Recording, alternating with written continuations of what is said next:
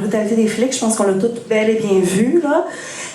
J'avais plus envie de parler de colère, de solidarité, de ce qui nous avait amené d'une certaine manière à avoir besoin de cette manif-là à Montréal.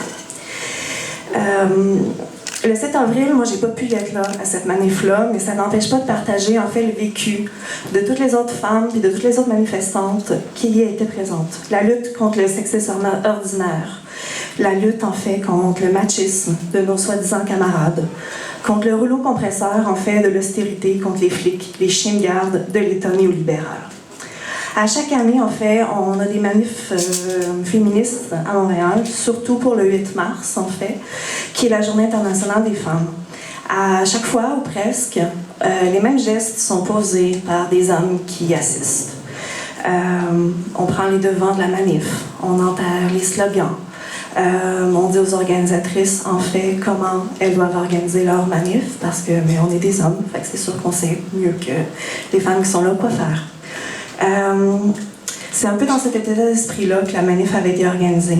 C'est un événement historique à Montréal. Je ne suis pas une historienne, en fait, des mouvements, mais je pense que ça fait la première fois depuis excessivement longtemps, si ce n'est pas la première fois. L'appel qui était lancé, en fait, par le collectif Liane en jupon était vraiment clair. Manifestons entre féministes de façon non mixte pour dénoncer l'austérité patriarcale, les mesures gouvernementales sexistes, transphobes, homophobes, colonialistes et racistes, la culture du viol et nos oppressions quotidiennes. Nos corps, nos choix. Soyons nombreuses et sans peur dans les rues le soir. Cette manif-là, elle a malheureusement fait couler beaucoup d'encre pour pas les bonnes raisons. Contrairement à la plupart des événements féministes, parce que on s'est offusqué un peu partout qu'elle était non mixte. On a crié au retour en arrière. On a crié à l'exclusion des hommes. Il y a eu des attaques, en fait, là, qui ont plu de toutes parts. On a parlé de division du mouvement, que c'était un mauvais message qu'on envoyait, qu'en ce moment, on n'aidait pas, en fait, vraiment les luttes féministes en faisant ça. Il y a plein d'hommes, ces genres, qui se sont amusés à aller pleurer un peu sur toutes les tribunes, qui étaient exclus, que c'était du sexisme inversé, etc. Eux, ils se disent féministes, fait que pourquoi est-ce qu'ils pourraient pas, en fait, venir gagner du crédit militant en étant dans des manifs? En fait, même des féministes ont affirmé publiquement leur désarroi devant la non-mixité de la manifestation. Je pense entre autres à Judith Lucier. La violence des attaques envers les femmes qui désirent s'organiser en non-mixité, ce que ça fait, c'est que ça démontre en fait bel et bien l'emprise du patriarcat encore aujourd'hui. J'ai cité ici rapidement Christine Delphi, qui est une théoricienne française, qui explique en fait pourquoi le mode d'organisation, c'est un mode d'organisation essentiel pour les opprimés, la non-mixité.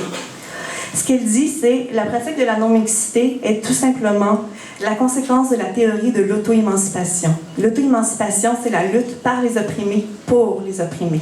Car dans les groupes mixtes, noir-blanc ou femmes-hommes, et en général dans les groupes dominés-dominants, c'est la vision dominante du préjudice subi par le groupe dominé qui tend à dominer, en fait.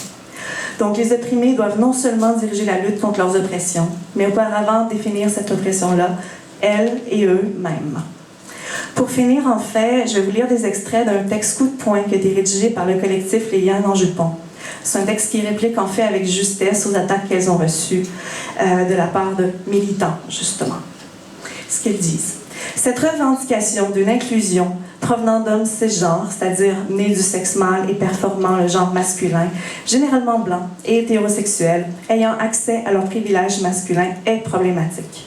La culture du viol, les violences domestiques, physiques et psychologiques, la division sexuelle des tâches sont quelques-unes de ces dynamiques qui placent de facto les hommes dans une position de pouvoir et les femmes dans celle de l'obligation à la soumission. En vous imposant dans une manifestation féministe qui critique les dynamiques structurelles patriarcales, vous ne faites que réduire, encore une fois, la parole des femmes. Vous vous inscrivez dans des mécanismes de domination et ne remettez pas en cause les privilèges qui vous ont été accordés. Comment la discussion peut-elle alors être possible? La non-mixité est-elle un choix? Quand nos colères sont étouffées, considérées comme non légitimes, quand on nous impose de parler moins fort tout en se réappropriant nos idées, qu'on nous demande d'atténuer notre âge qui serait, selon vous, pas politique, afin de discuter de façon rationnelle, ou quand on pose le féminisme comme lutte secondaire. Et vous nous demandez de ne pas nous révolter de cette situation.